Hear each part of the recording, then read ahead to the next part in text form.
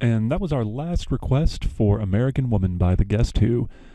Good morning, Griffin listeners. This is DJ Eric, and welcome once again to Broadway Fridays. And to start us off, I have to read a new disclaimer that we have for any show that we are turning into a podcast. We are putting these up on our YouTube page and our Bandcamp page. The views, comments, and opinions expressed on this show are those of individuals and not necessarily shared by Griffin Radio, the Media Communications Department, Grossmont College, or the Grossmont Community College District. So now that we have the CYA portion of the show out of the way, I would like to talk a little bit about something called diegesis. I know, big word, kind of scary, but bear with me. I promise I will make a point. Diegesis is a term that is used in plays, in movies, in musicals, in any type of literary narrative, or any type of narrative at all, to reflect something that is going on either within the show or within the story, or something that is going on as kind of like a commentary to the story or outside of the story. So a good way to explain this is in the recent movie, The Big Short, there were a number of scenes where various celebrities would show up and they would talk directly to the camera, trying to explain certain aspects of the financial crisis, the crash that happened in 2008, the housing market crash. And they would do so for the purpose of trying to give context and clarity to what all of these people were talking about. That is considered non-diegetic. It's something that's happening outside of the narrative structure that the people who are within the narrative structure aren't aware of. You know, there were also a number of instances where things would happen and characters in the movie would look at the camera and say, this isn't exactly what happened. Like, there was a point where Ryan Gosling is like introducing his math analyst to forgetting his name, Steve Carell, and all of Steve Carell's broker buddies, and he basically is referring to him like in incredibly racist terms. He's like, do you see what color his skin is? Do you see what shape his eyes are? And his name, his name is Fang or something like that. And the actor then turns to the camera, looks directly at the camera and says, actually, my name's Tom. I grew up in Bakersfield. I am a pretty good math guy, but... And that is something that no one in the show was aware of. So that was something that's referred to as non-diegetic. Now, something that is diegetic is something that is happening within the narrative structure. So it's something that everyone on the stage or on the screen is aware of. And diegesis and non-diegesis is one of the problems that a lot of people have with musicals, because the idea of a musical is that a song, or that basically emotions are riding so high for the people that are on stage. Something is happening that is so amazingly empowering and so fulfilling that they just can't help but burst into song and sing and leap and dance all over the stage, and it's so overtaking that everybody else on stage is also leaping and jumping and singing, and they're doing it all in perfect choreography and in perfect time, and it's like, but this doesn't make any sense. This would never happen. That's one of the biggest problems that I have with people who are, or one of the biggest problems that people who, a lot of people who don't like musicals have. To which I say, if you're going to go into a superhero movie and then complain about people flying around, don't go see a superhero movie. If you're going to go to a musical and complain about people singing and dancing, don't go to a musical. But there are people who have issues with that, even within the world of musicals. So the question is, how do you get around that? Well, the answer is actually the subject of today's show. You do a jukebox musical. And today we have one of the most recent and most popular jukebox musicals, won a number of Tonys last year, and it is Beautiful, the Carole King musical. Now, my wife and I went to see this at the end of the summer here down at I forget what the name of the theater is, but the theater that's downtown. I apologize, I can't remember. We had tickets to go see it. We went and saw it, and it is amazing. And it is in my mind anyways, a showing of how you do a jukebox musical right. Now, again, to give some context and some definition here, a jukebox musical is when you take the music of either a particular genre or a particular artist and you turn it into a show. Now, the best way to do that is what they've done with the Carole King musical and what they do with a number of other ones like Jersey Boys, or I think they did one with the Four Seasons recently, or the Four Tops. I'm blanking on it right now, though, the name. But you take the music of the person who, you basically turn the music into a biography. You play the music sequentially throughout their life, show what they were going through as they were writing it, so the music fits in with the narrative. Maybe you have to twist some things, maybe you have to change some things around structure-wise, but for the most part, what people are feeling and what people are experiencing when they are writing music is very closely related to what it is that they're writing about. And on a complete side note tangent here, that's one of the reasons that I would honestly love to see a complete jukebox musical of the Beatles music, if only so that they can have Life Goes On as part of that. Because I don't know if or how many people know this, but Life Goes On was written at a point when the Beatles could barely stand to be in the same room as each other. So if you listen to that song, you can almost hear John Lennon's teeth grinding during the parts where he's not singing. You can feel the hatred coming out between them. So I would love to see a jukebox musical of the Beatles, specifically to see if they would do that scene of them trying to record that song in the studio and just glaring at each other while they're singing this happy-go-lucky song. But anyways, you can, with a jukebox musical that is doing a biography of the person's life, you can focus in you can not just focus in on the specific things that they were feeling and going through as they wrote the music that they have, but you can also have the music be completely diegetic. You can have it be completely of the story and within the moment. It makes sense for them to be singing and playing music because that's what they did. They were musicians. They were, artists. Now, to give an example of a bad version of a jukebox musical, personally, I feel shows like Mamma Mia and Rock of Ages are very bad examples, because what they're doing is they're taking the catalog of a particular artist or a particular genre and trying to mash those songs into fit what's going on for the narrative. It's a little bit different. It can be very clunky. There are times where it just doesn't work, but there are also times where it does. Personally, I think that Mamma Mia is one of the most overblown pieces of hype in the world, but that's just my opinion. As I said at the beginning of the show, just my opinion. But anyways, I've rattled on for about almost 7 minutes now, or almost 8 minutes. So I'm going to turn this over to Miss Carole King. And the show opens up with Carole King's landmark performance in Carnegie Hall in 1971, as she comes onto stage and she sings the amazing number, So Far Away.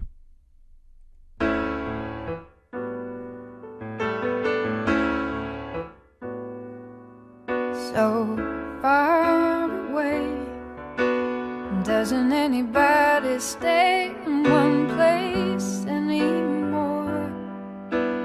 It would be so fine to see your face at my door. It doesn't help to know that you're just time away. Long ago I reached for you, and there you stood, holding you again could only do me good. How I wish I could, but you're so far away. One more song about moving along the highway. Can't say much of anything that's new. I could only work this life out my way. I'd rather spend it being close to you, but you're so far away.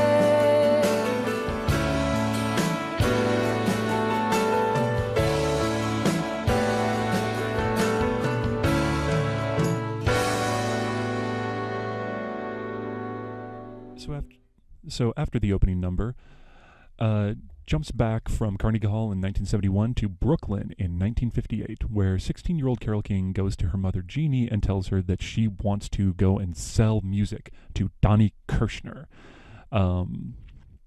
the amazing music producer. And her mom says no. She says don't do it. But at the same time, a song that unfortunately is not on the soundtrack comes up, which is "Oh Carol" by Neil Sedaka, which, according to Carol, was written about her. So she sings, so she's watching it and she's like, "Oh, he wrote this about me. This is so great. I want to do this. I want to do this. I want to do this. Yes, let's go do it." And she runs out and she runs down after school to go to 1650 Broadway, where the recording company that Donnie Kirshner worked at and ran was. And as she walks in, she hears all of the music that is being recorded, all of the music that is being written, all of the music of her youth, all of the music of the current, the popular music of the day going on around her, and she just is completely absorbed by it. And here we have the 1650 Broadway medley.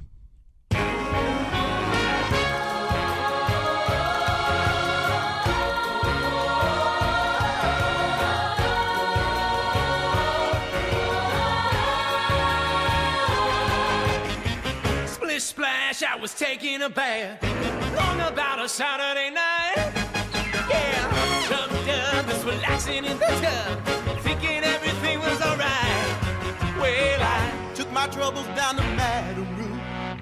You know the gypsy with the gold cap too. She's got a pad down on 35th and Vine, selling little bottles of poison ivy.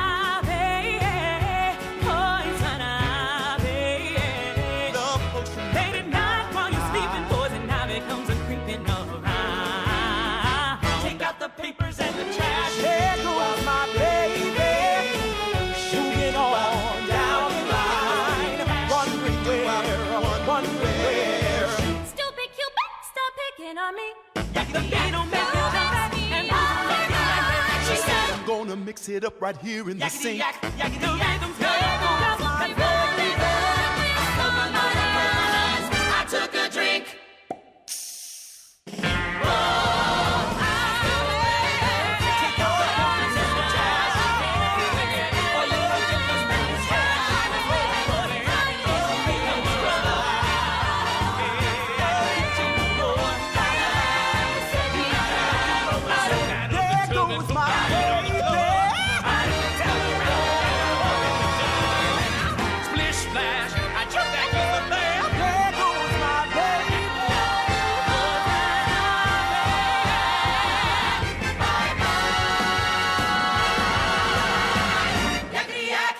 Back. And after she comes through the recording studios and the writers' rooms and all of the artists writing and performing this amazing music, she manages to get into Donnie Kirshner's office. And he tells her, "All right, you have one chance. You got one shot. Make it count." And so she sits down at the piano and proceeds to play this, her first hit song. Okay, kid, let's hear your song. What should I write? What can I say? How can I tell you how much I miss you? The weather here has been as nice as it can be, although it doesn't really matter much to me. For all the fun I'll have while you're so far away, it might as well rain until September. Oh, backup girls will come in there and harmonize. My friends look forward to their picnics on the beach. Yes, everybody loves the summertime.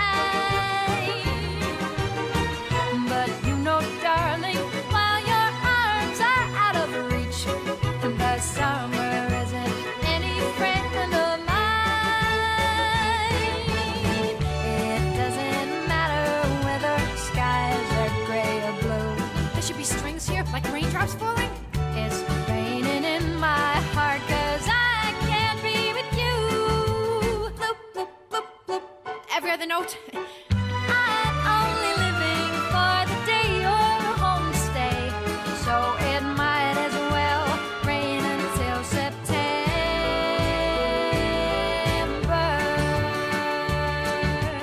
Bloop, bloop, bloop, bloop, bloop, bloop, bloop, bloop, bloop. And even though the song was picked up by Kirshner and bought by him, it actually didn't become a hit until 3 years later in 1961. And I want to think about this for a moment. That song, the first song that she wrote for a professional, or for a professional recording studio, was turned into a hit song in 1961. In 1971, she was performing on stage at Carnegie Hall. Less than 10 years it took her to reach that level of cultural saturation and amazing influence. But anyways, so Kirshner says that he'll take the song, and he hopes that she has more. And then she runs back to where she's going to school at Queens College in New York. She has managed to graduate from high school early and is pursuing music at Queens College. And there she meets a very handsome young songwriter, because she is a music writer, not a lyricist, named Jeffrey Coffin. And it's one of the better scenes in the show. He proceeds to see her as she's walking in, and he's flirting with a number of girls. And then he sees this, tiny little thing, this very young thing that's there, and he doesn't pay her much mind. And he says to her, as she's getting ready to play some music, he's like, "Oh yeah, you should play some Bach sometime. That'll, it'll loosen up your fingers and teach you how to write good music." As he leaves, she then proceeds to play one of Bach's sonatas, and just kind of blows him away. It's a very funnily staged moment. As he walks off stage, she sits down at the piano, begins to play Bach, and a moment later he comes back in from off stage, stands, rubs his face, looks at her and says, "All right, so I'm an asshole." After he admits to his idiocy, she says to him, "I need a lyricist." He says, "Well, I need a music writer," and they agree to collaborate. And then they start seeing each other. And as things tend to do when young people see each other, she gets pregnant quite quickly before they get married.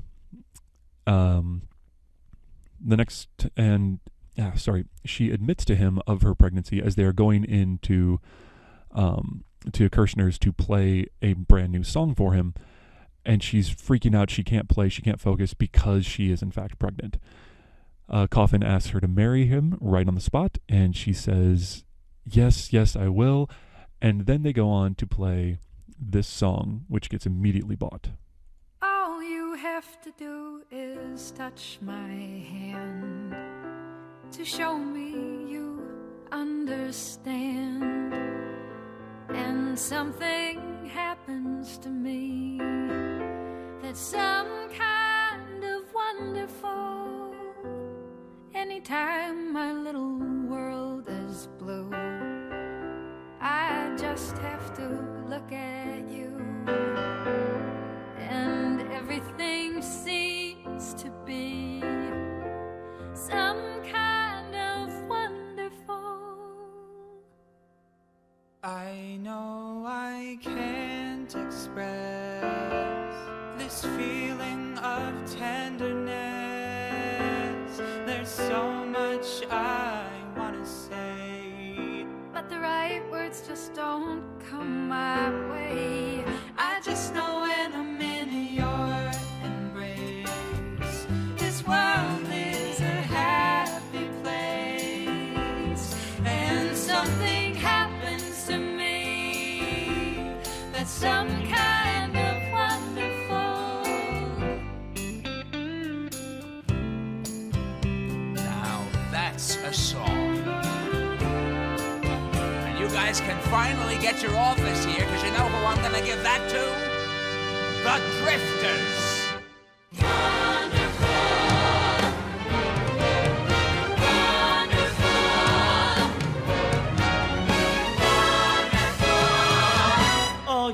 have to do is touch my hand. Wonderful. To show me that you understand. Wonderful. And something happens to me. Wonderful. That's some kind of wonderful. Wonderful. Anytime my little world is blue. Wonderful. I just have to look at you. Wonderful. And everything seems to be wonderful. Some kind of wonderful. I know I can't express this feeling of tenderness. There's so much I want to say, but the words don't come my way. I just know when I'm in your embrace, this world is a happy place. And something happens to me that's some kind of wonderful, wonderful, wonderful. That's some kind of wonderful.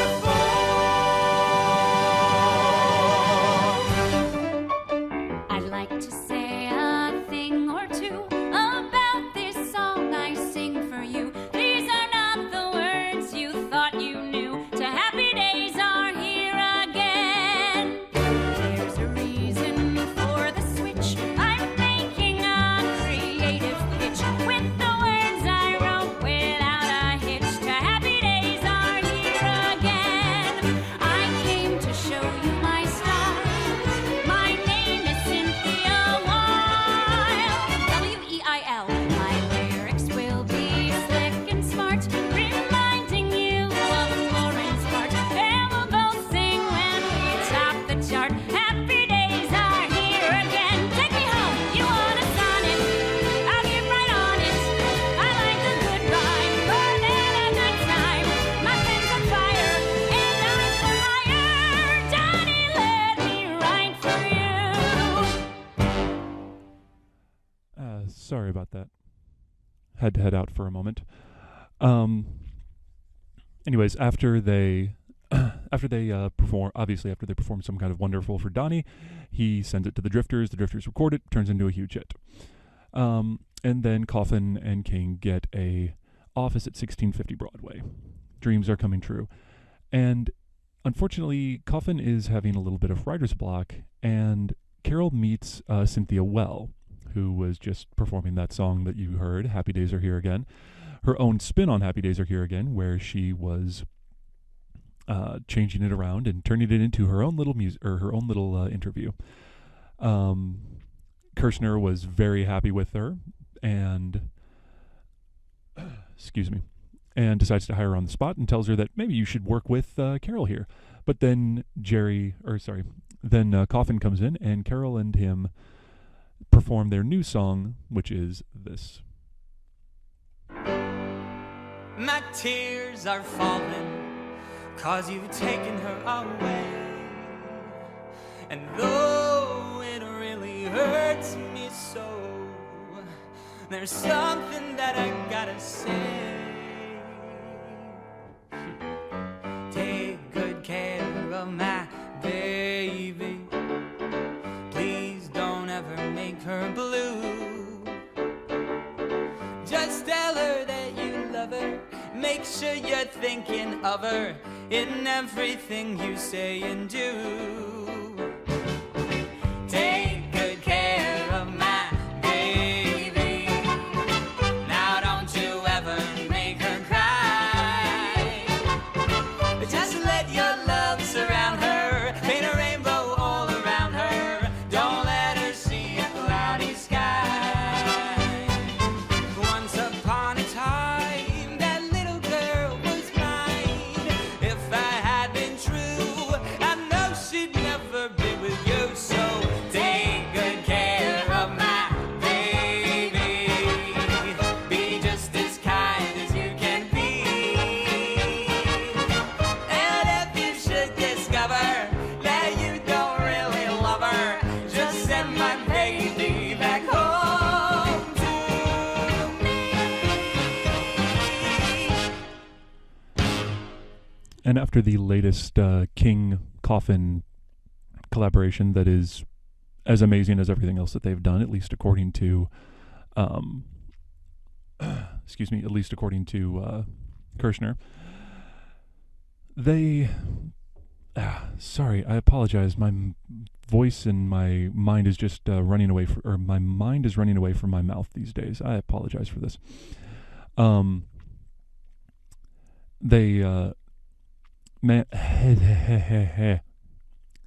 promise this is not a continuous thing. Then Coffin and King stick together for their collaborations, and another composer, another composer by the name of Barry Mann, who has the office next door to Coffin and King, comes in, and he meets Cynthia, and since a lyricist and a music or a composer, they basically proceed to get into what amounts to the most intense friendly rivalry ever between Man and Wheel and Coffin and King. The four of them continuously try to one-up each other, and they churn out hit after hit after hit after hit. And eventually Donnie comes to both couples and tells them that he needs a new song for the Shirelles. And the two couples compete for it. They drive each other towards it, and the next morning they come in, and Carol and Jerry, or King and Coffin, perform this next song, and it is immediately followed by the song by Wheel and Man. So listen to both of them and see which one you would pick.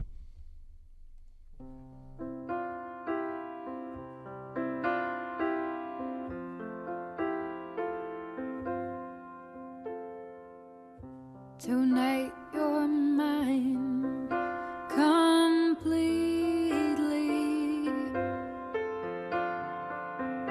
You give your love so sweetly. Tonight the light of love is in your eyes. But will you love me tomorrow?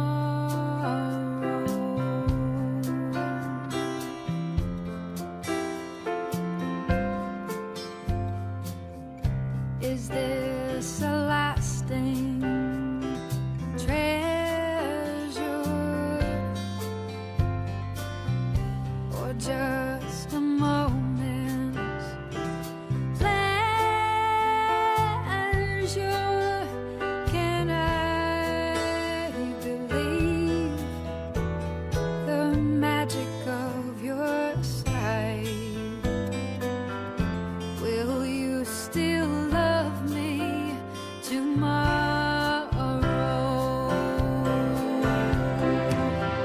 Tonight with words unspoken,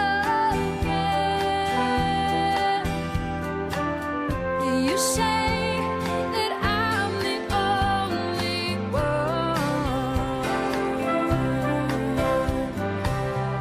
But will my heart be broken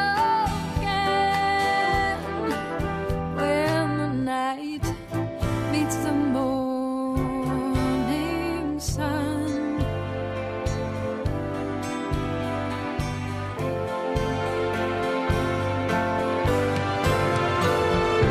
I'd like to know that your love is love I can be sure.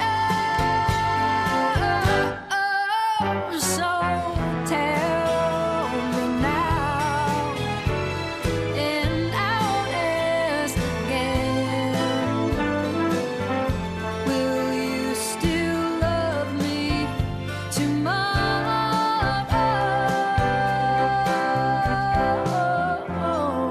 Will you still love me tomorrow?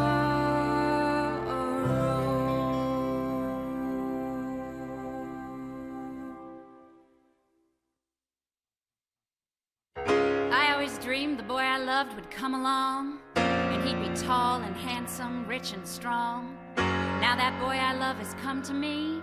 He sure ain't the way I thought he'd be. He doesn't look like a movie star. He doesn't drive a Cadillac car. He sure ain't the boy I've been dreaming of, but he's sure the boy I love. Let me tell you now, he'll never be a big businessman. He always buys a me installment plan. He sure ain't the boy I've been dreaming of, but he's sure the boy I love. When he holds me tight, everything's right, crazy as it seems. I'm his, whatever he is. I forget all of my dreams. Everybody knows he doesn't hang diamonds round my neck, and on his got an unemployment check. He sure ain't the boy I've been dreaming of, but he's sure the boy I love. Oh, oh, oh. He's sure the boy I love. Yeah, yeah, yeah. He's sure the boy I love. And here, as you listen to their two musical styles, you kind of see what the difference is between Man and Wheel and Coffin and King. Man and Wheel were very much aware that they were writing for pop music. They were writing for the charts. And so they wrote to that. And while they wrote some really good songs within that, they kind of stayed within that wheelhouse. They wrote fun, poppy, catchy, snappy music like pow, pow, pow, pow, pow. It was really upbeat. Whereas Coffin and King would write these songs that would fit within the pop landscape, but would not necessarily be pop songs. You know, they would, even though they were considered pop, they were a little deeper. They were a little more soulful. They were a little more intense. And it's one of the reasons that Carole King's music is still performed, you know, is like very, very well loved and very celebrated today, and why a whole musical was made about her. But also, going back to the whole music fitting the narrative, one of the things that's kind of difficult to listen to and is a real big sense of foreshadowing is the music that they choose to use for the high points of Carole's and Jerry's careers and lives together. Like, for instance, Some Kind of Wonderful is the song that they sang as they were getting their jobs, and it's also the song that was sung right after Jerry proposed to her, right after she found out that she was pregnant. And it is a very hopeful song, but it also has this little sense, this little underscore of sadness to it, and a little, it's the hope that it embodies is fragile. It says, this would be great, it would be some kind of wonderful if this is what's going to happen. If this is what's going to go forward, it would be so amazing. But if it isn't, you know, that part isn't said in the song, but it's kind of left unsaid. And then here in Will You Still Love Me Tomorrow, this is after they've been together for a while, they've put out some music, they've been living together for a while, and Jerry is kind of feeling the pull down of being in a relationship, and he's not 100% sure if he likes that, and so that's why she's writing this Will You Still Love Me Tomorrow? You know, what are you going to? Are you still going to be here? Are you still going to love me? And considering what's going to come later in their lives, it's a little difficult. But anyways, their song gets picked up for the Shirelles, and the Shirelles sing it and perform it beautifully.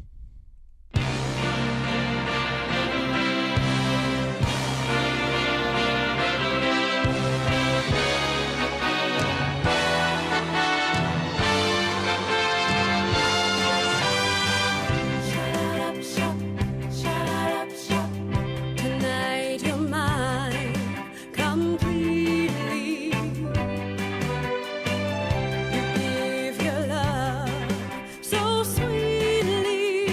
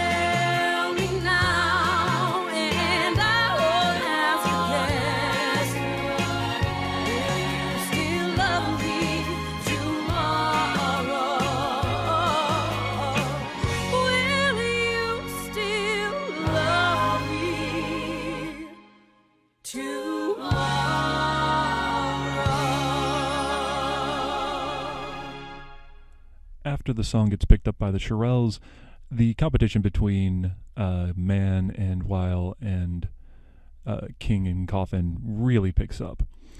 And King and Coffin decide that they want to write something that is about being in New York, about the city itself, but not about the street life or about, you know, the hustle and bustle, but about the freedom that they feel and the inspiration that they feel being there. When this old world starts getting me down, and people are just too much for me to face, I'll climb way up to the top of the stairs, and all my cares just drift right into space. On the roof, it's peaceful as can be, and there the world below can't bother me. Let me tell you now, when I come home feeling tired and weak, I go up where the air is fresh and sweet. Up on the roof, I get away from the hustling crowds and all that rat race noise down in the street. Up on the roof, at night the stars put on a show for free, and darling, you can share it all with me. I keep telling you, right smack dab in the middle of town, I found a paradise that's trouble-proof. Up on the roof. So if this world starts getting you down, there's room enough for two. Up on the roof. Up on the roof. Up on the roof. Up on the roof. Everything is alright. Whoa. Up on the roof. Up on the roof.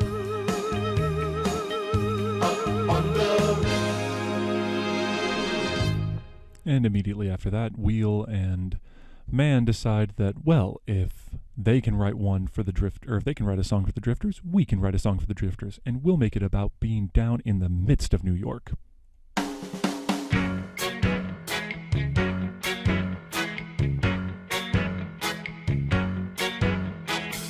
They say the neon lights are bright on Broadway. On Broadway, they say there's always magic in the air. On Broadway, but when you're walking down the street and you ain't had enough to eat, The glitter rubs right off and you're nowhere. On Broadway, They say the women treat you fine on Broadway. on Broadway, Yeah, but looking at them just gives me the blues. on Broadway.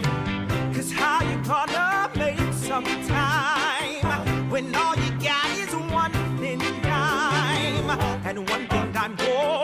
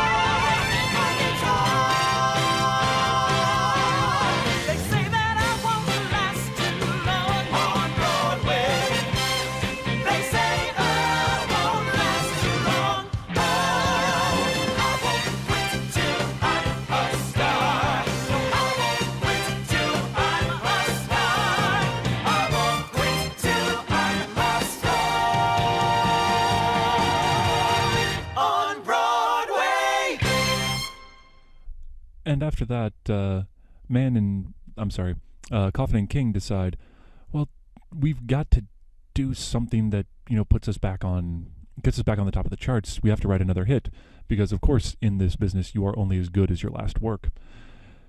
And so they decide to go for a straight up, across the board, totally froofy pop number.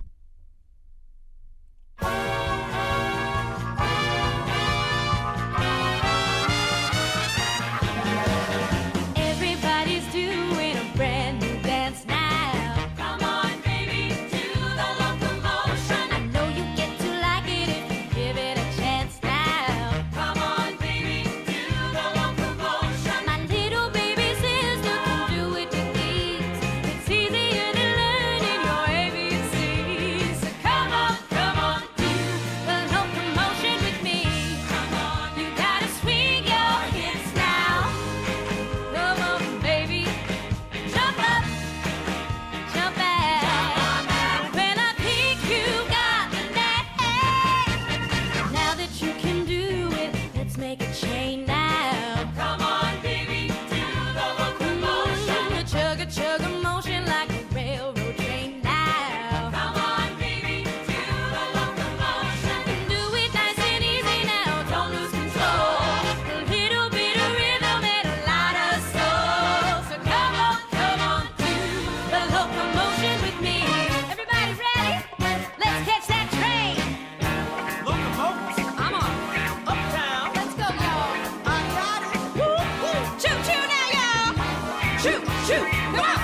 Choo choo.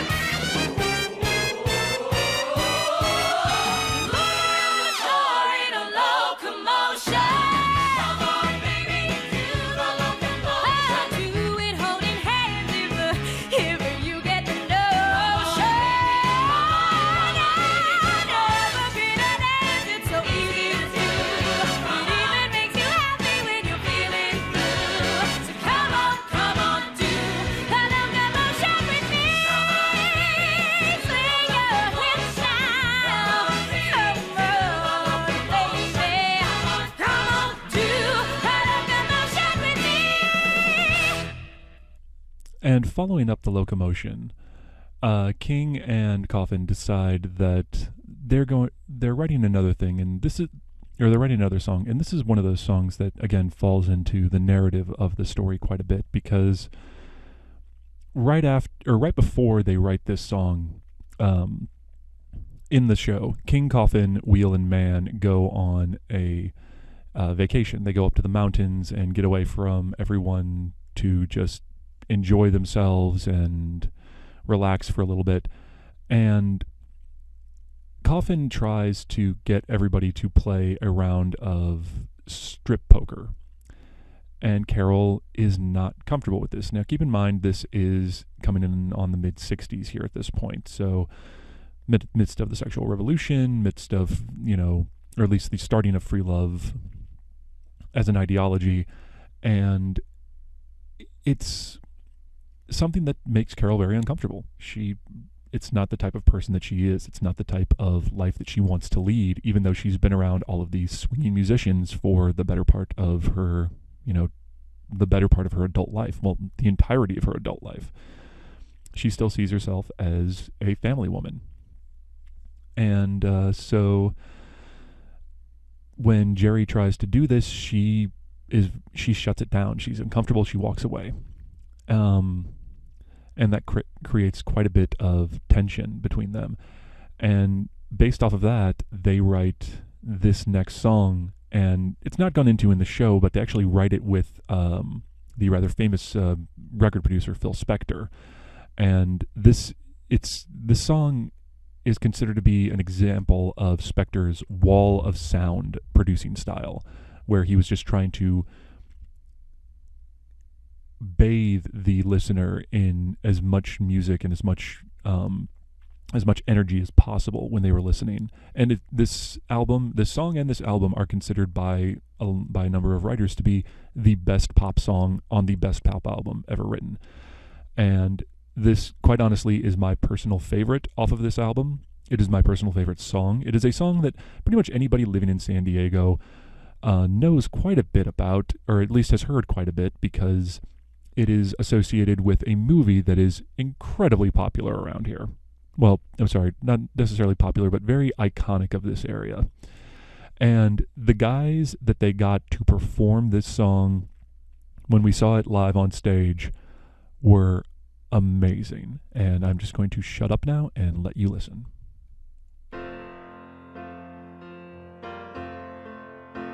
You never close your eyes anymore when I kiss your lips.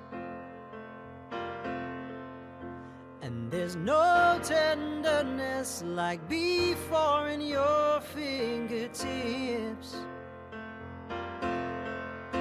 You're trying hard not to show it, baby. But baby, I know it. How long did that take? 2 hours? The problem is the key. It needs to be lower. And I know exactly who should sing it.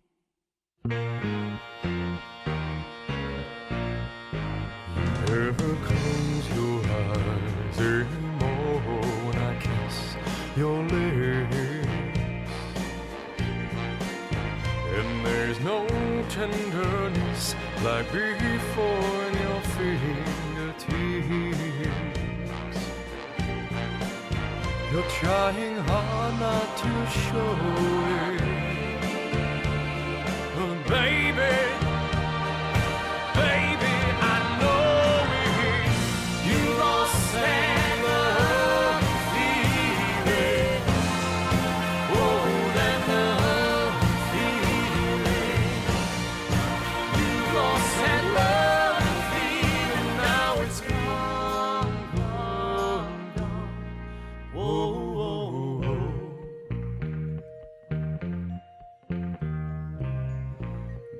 Baby, I get down on my knees for you. If you would only love me like you used to do, yeah. We had a love you don't find every day. So don't let it slip away.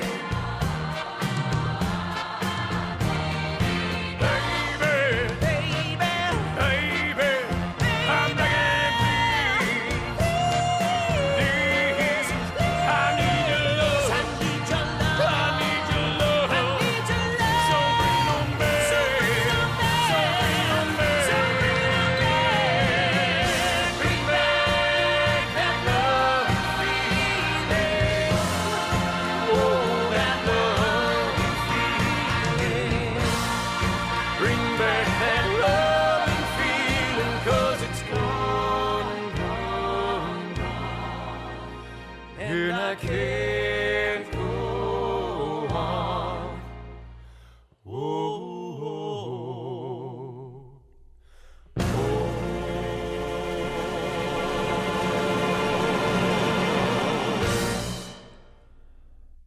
And after that song comes out, it's, obviously is amazing, gets all of the rave reviews. And Jerry and Carol go on to continue writing and continue producing their music. And they are taping a TV special of their new song, One Fine Day, which is being performed by the Chanels. And the leader of the Chanels, Janelle Woods, has a very interesting, a very unusual chemistry between her and Jerry on set. And during a break in the filming, Jerry confesses to Carol that he wants to stay married to her, but he wants to sleep with Janelle, and he doesn't want to lie to her about it. And at the end of the first act, Carol just doesn't know what to do.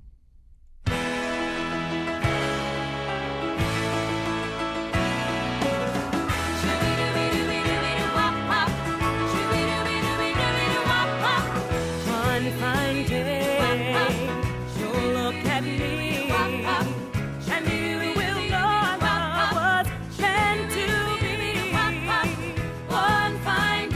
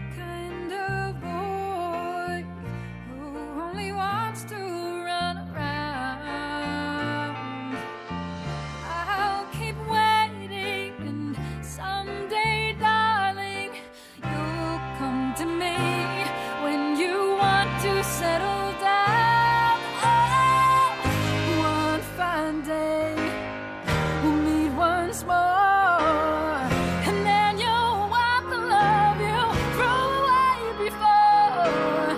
One fine day you're gonna want me for your girl. You're gonna want me for your girl. You're gonna want me for your girl.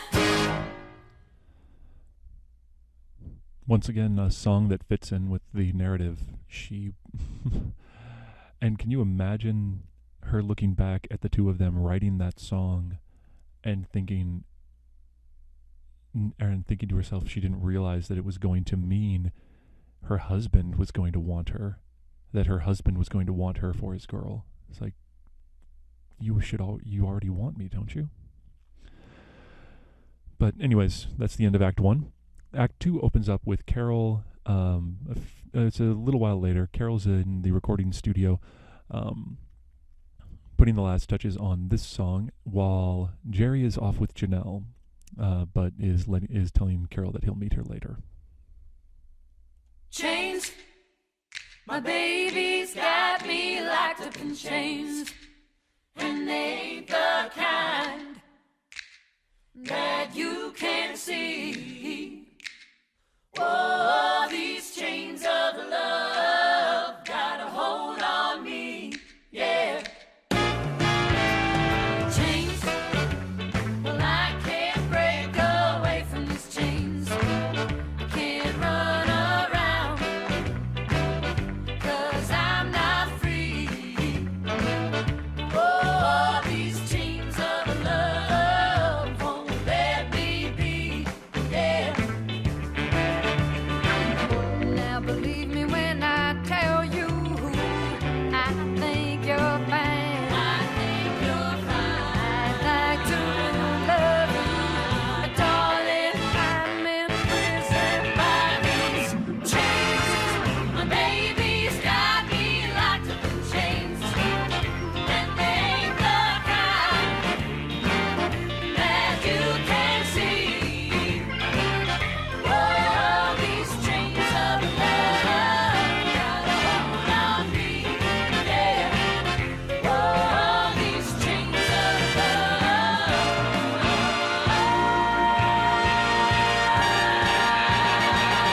got a hold on me.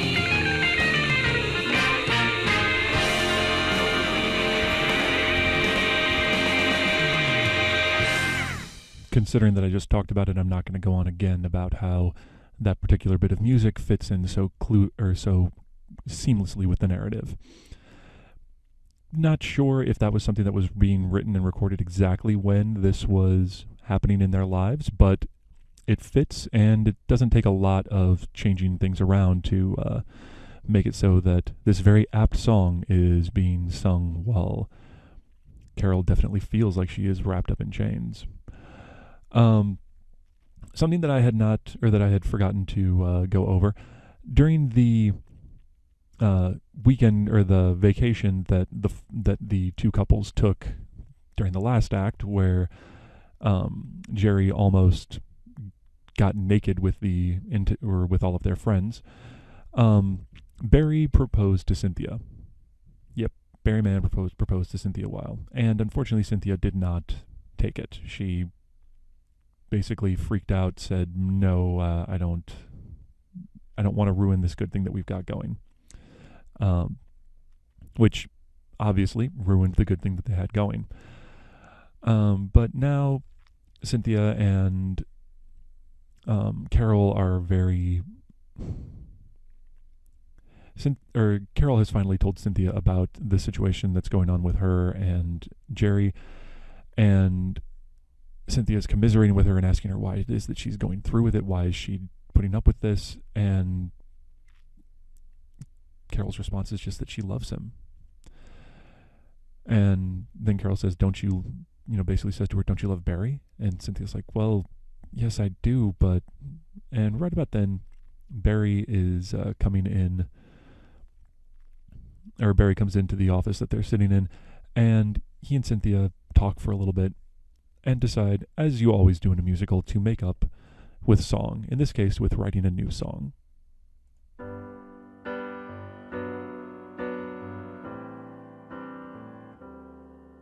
I want her, and I need her, and someday, someway, whoa, I'll meet her.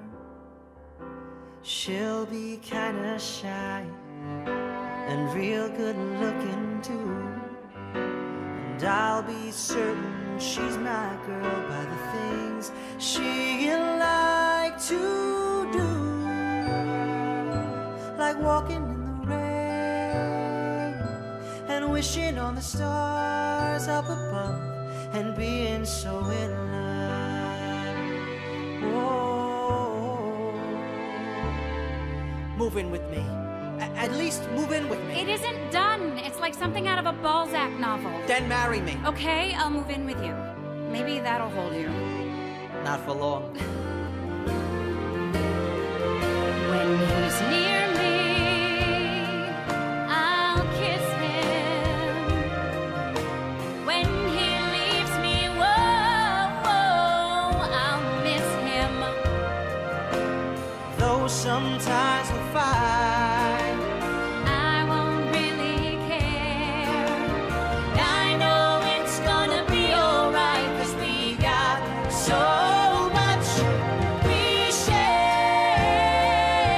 like walking in the rain and wishing on the stars up above and being so in love.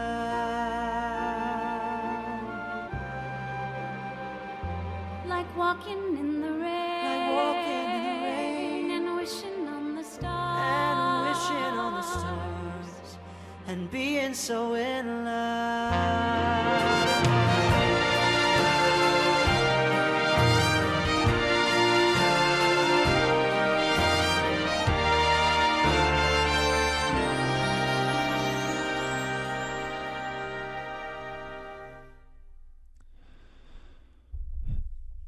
A little bit after this, and Jerry and Carol's home, Carol is waiting for him to come home, and she's planning to confront him and say, "You need to end the relationship with Chanel." And when he comes in, he's talking erratically. He's not making any sense. And he basically has a nervous breakdown. And the lights go down low. They come back up with them being in a hospital and discovered that Jerry's been there for quite a while. And what happened in Jerry Coffin's life is he wanted to be a hippie. You know, in the 60s, he wanted to live the life that was being kind of popularized and romanticized. He grew out his hair. He, wanted to do everything that the crazy kids were doing, that the people his age were doing, but he felt that he couldn't because he was a father. And so he essentially left his child with the mother and went and did all of these things that he wanted to do. And that included taking quite a bit of drugs like LSD and mescaline and a number of other things. He was eventually diagnosed manic depressive. And at the time, Carol and some of the doctors believed that his disorder was brought about by his drug use. Now we know that that's not the case, that manic depression is probably something that he'd had all along, but just became exacerbated through the drug use. And he eventually was drugged with lithium and treated with electroshock therapy. And, all of this essentially meant that it was incredibly difficult to be around him, incredibly difficult to try to be in his life. But at the time, he and Carol were trying to make it work, and she felt that getting away from the stresses of the world and the stresses of the specifically of the city, would be helpful. And so they moved out to the suburbs.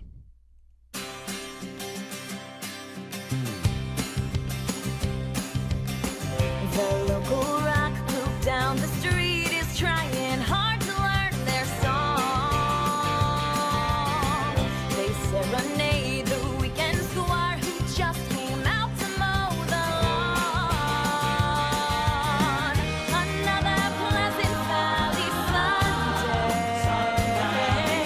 Charcoal burning everywhere.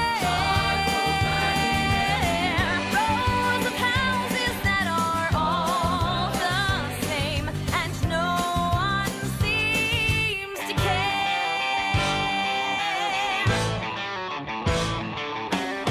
See, Mrs. Gray, she's brown today because her roses are in bloom. And Mr. Green, he's so serene, he's got a TV in every room.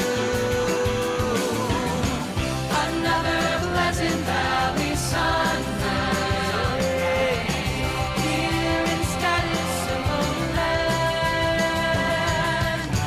Mothers complain about how hard life is, and the kids just don't understand.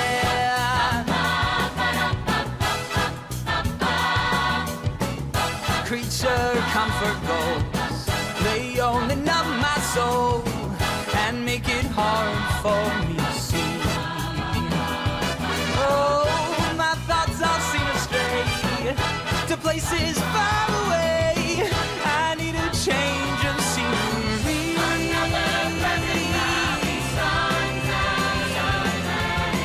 Here in Scottish Timberland.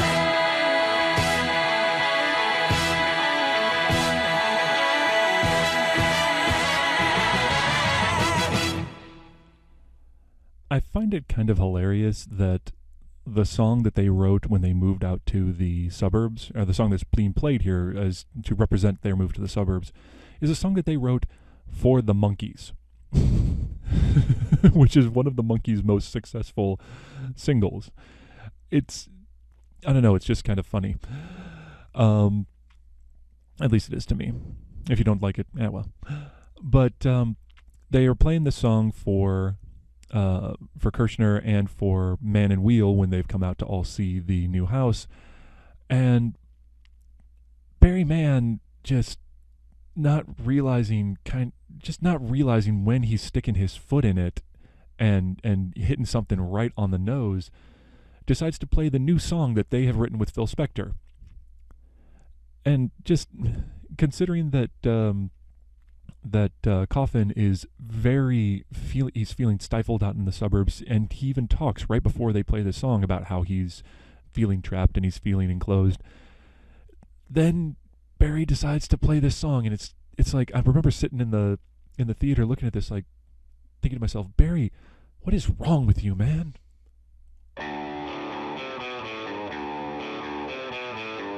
In this dirty old part of the city where the sun refused to shine, people tell me there ain't no use in trying. My little girl, you're so young and pretty, and one thing I know is true, you're gonna die before your time is due. I can't take any more, what are we waiting for? We gotta get out of this place, if it's the last thing we ever do.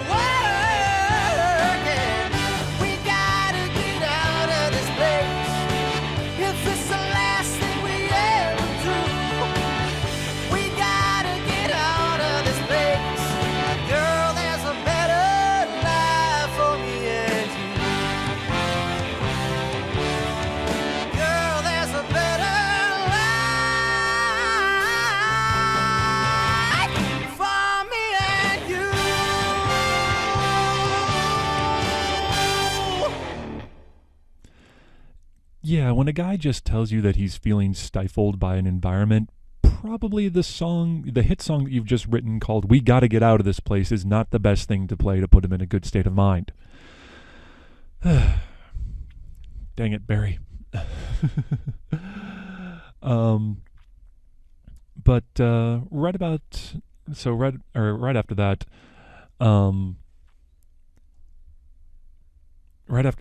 about that. Right after that, Coffin is just incredibly put down, not only by the sentiment of the song, but by just how good it is, because it's a great song.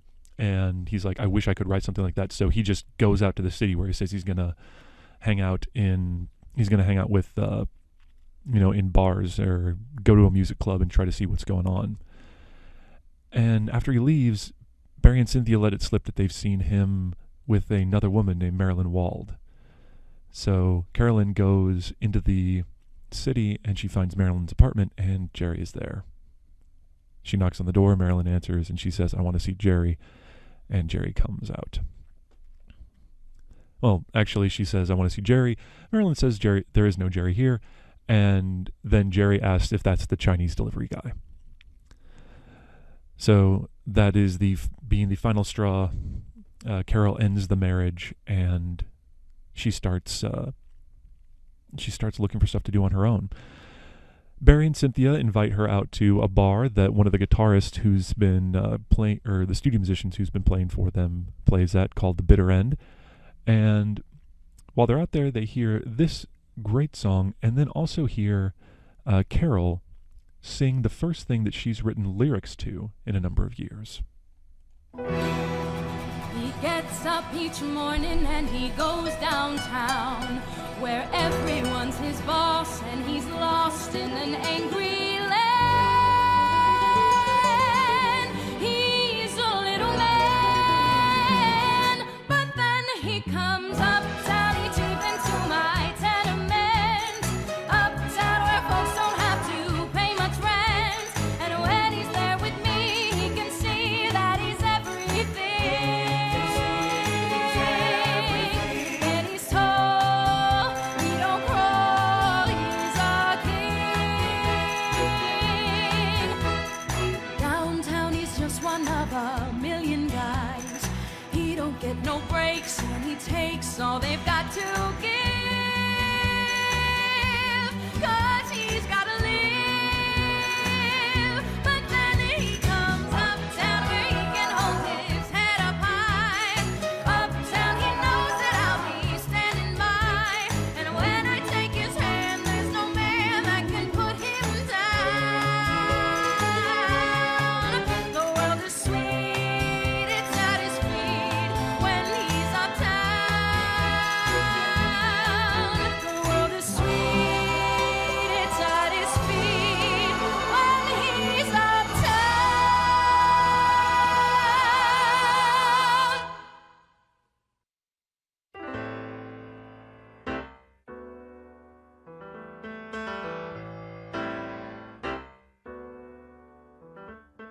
Stayed in bed all morning just to pass the time.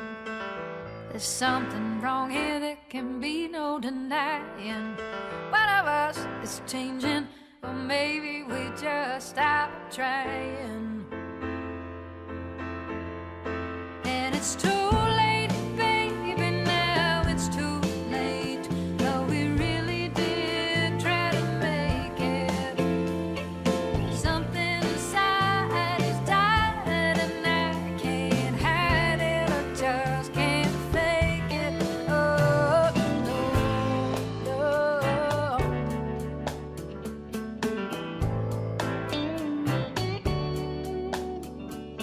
It used to be so easy living here with you. You were light and breezy, and I knew just what to do. Now you look so unhappy, and I feel like a fool. And it's too late, baby, now it's too late.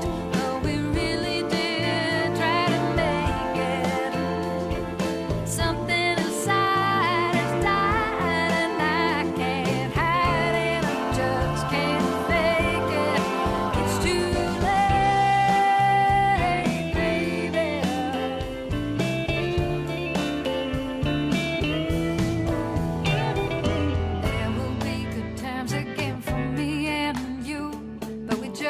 can't stay together, don't you feel it too? Still I'm glad for what we had and how I once loved you.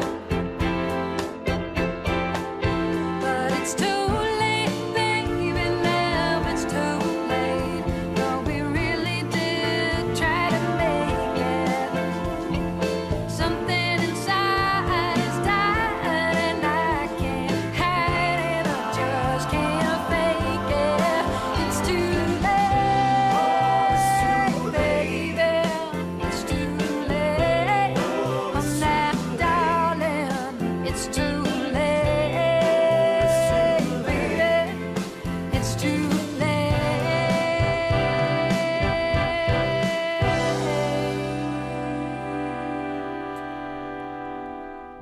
After playing her own music for the first time in almost 10 years, she decides to go out to LA and use some of Kirshner's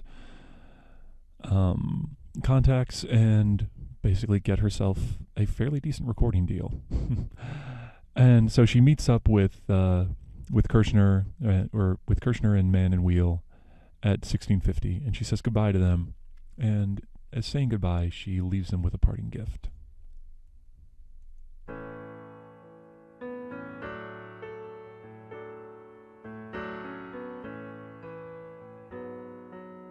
When you're down and troubled and you need some love and care, and nothing is going right, close your eyes and think of me, and soon I will be there to brighten up even your darkest night. You just call out my name, and you know wherever I am, I'll come running to see you again. Winter, spring, summer, or fall, all you have to do is call, and I'll be there. Yes, I will. You've got a friend. Now ain't it good to know that you've got a friend when people can be so cold? They'll hurt you, Yes, and desert you. They'll take your soul if you let them. oh, but don't you let them. You just call out my name. You just call And my you name. know Wherever I am, I'll come running, running, yeah, yeah. to see you again. Oh, no, winter, spring, summer, or fall. Winter, spring, summer, or fall. All you have to do is call, and I'll be there. Yes, I I'll will. be there.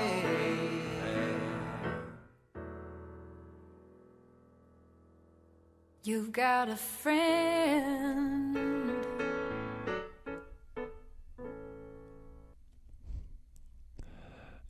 One of those amazing songs one of the more amazing songs that Carol has written.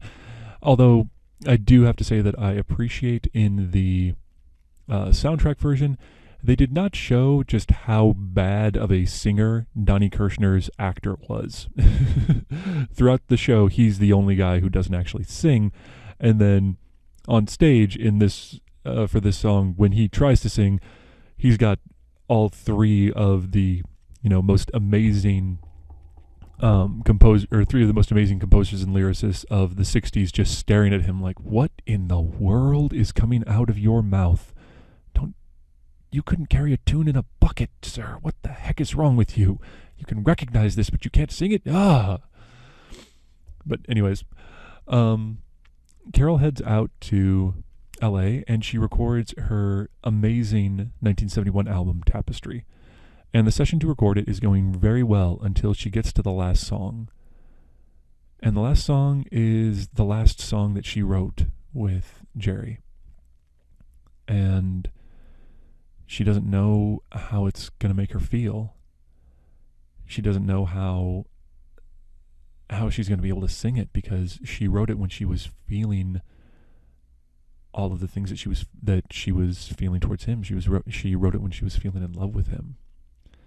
And her producer, Lou Adler, says to her, "This is your song. This is the song that you have written. Even if you wrote it with him, it's yours. So you take it and you make it yours." And then she does.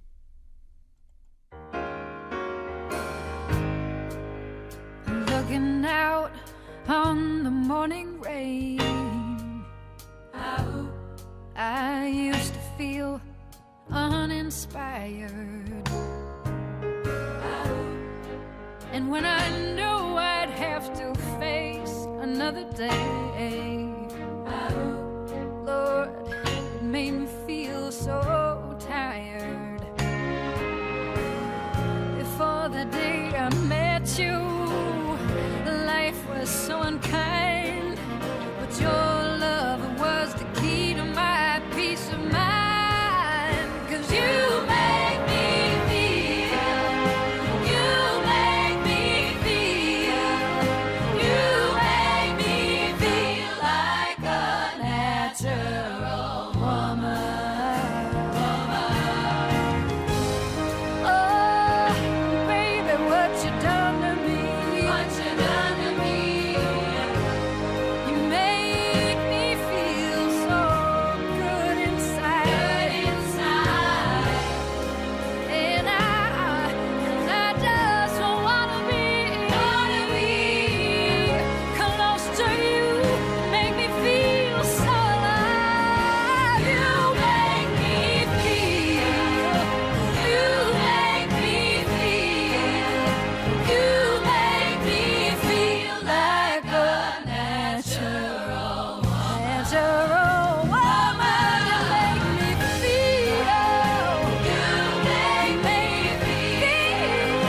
you make me feel like a natural woman. Natural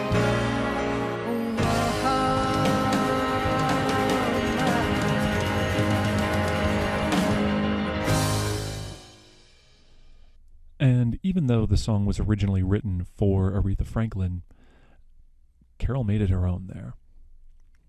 And I have to say, in 2015, Carol was given honors at the Kennedy Center, and as part of the as part of the ceremony, Aretha Franklin came on stage and sang that song to her, and it was probably one of the most beautiful moments that I've ever seen. But anyways, the album is a smash. To give you some stats about it, it stayed on the Billboard top charts for 313 weeks. The only album that has stayed on longer is Pink Floyd's Dark Side of the Moon, which more than doubled that number, so yeah, nothing's going to touch Dark Side of the Moon anytime soon. But Carol is brought to Carnegie Hall to perform the album in concert and, her other songs.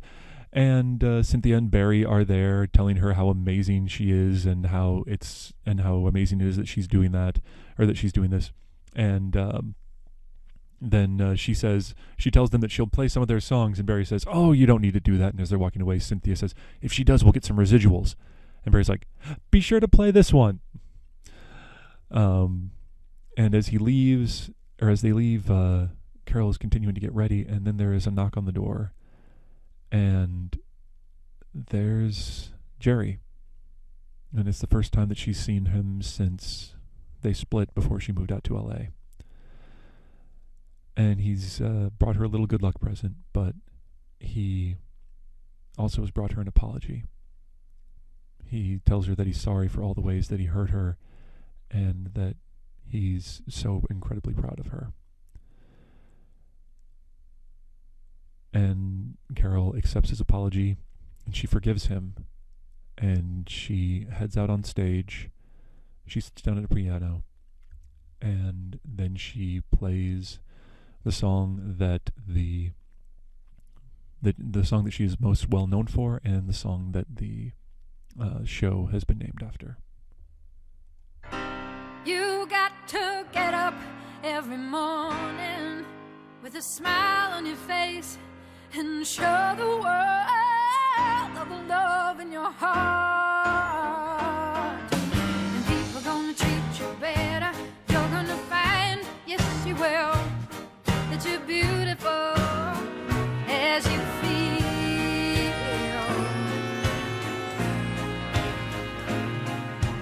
Waiting at the station with the workday wind blowing, and I got nothing to do but watch the passers-by. Mirrored in their faces I see frustration growing, and they don't see it showing. Why do I? You got to get up every morning with a smile on your face and show the world all the love in your heart. And people gonna treat you better. You're gonna find, yes you will, that you're beautiful, so beautiful as you feel.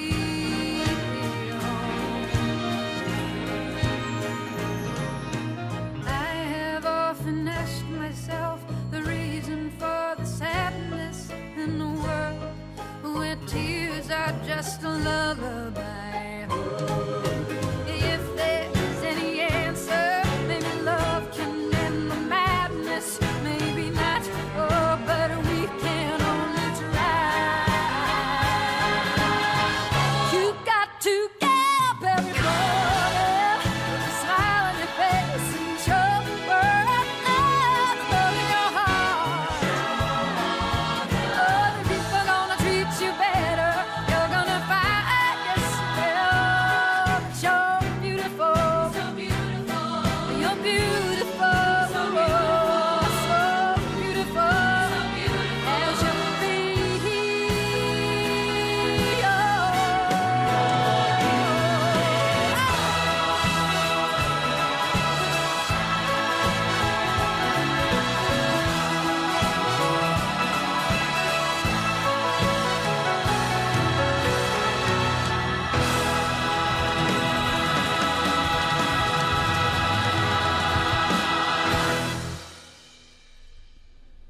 And as great as that song is, and as great of a namesake as that song is, you got to go out on something a little bit happier than that. You got to go out on something with a little bit of fun and a little bit of dance to it. So after that song, after the curtain call, after everyone is made their bows, they play this one final number from Tapestry, and it is a doozy.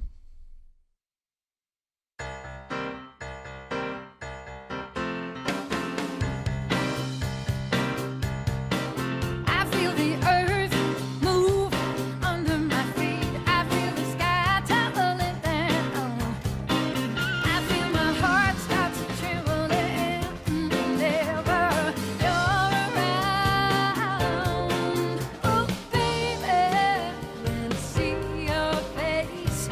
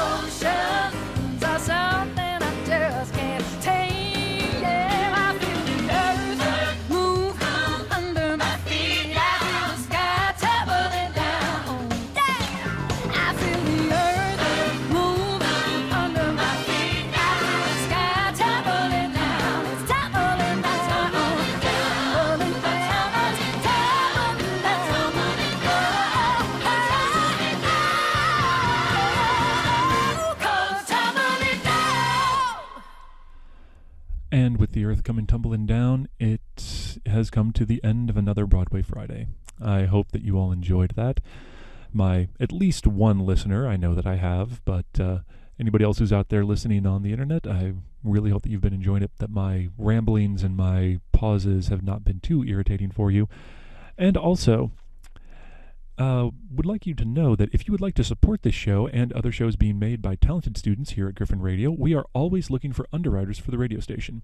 For a tax-deductible donation, your business can be featured on air Monday through Fridays on Griffin Radio, your premier college music station. If you're interested, please contact us by writing to 8800 Grossmont College Drive, El Cajon, California 92020, care of Griffin Radio, through our webpage at www.grossmont.com/Griffin Radio, or on Facebook at www.facebook.com/Griffin Radio 119.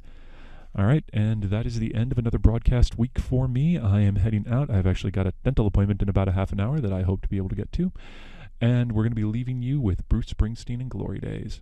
So, hope you enjoy, and stick around, Griffin.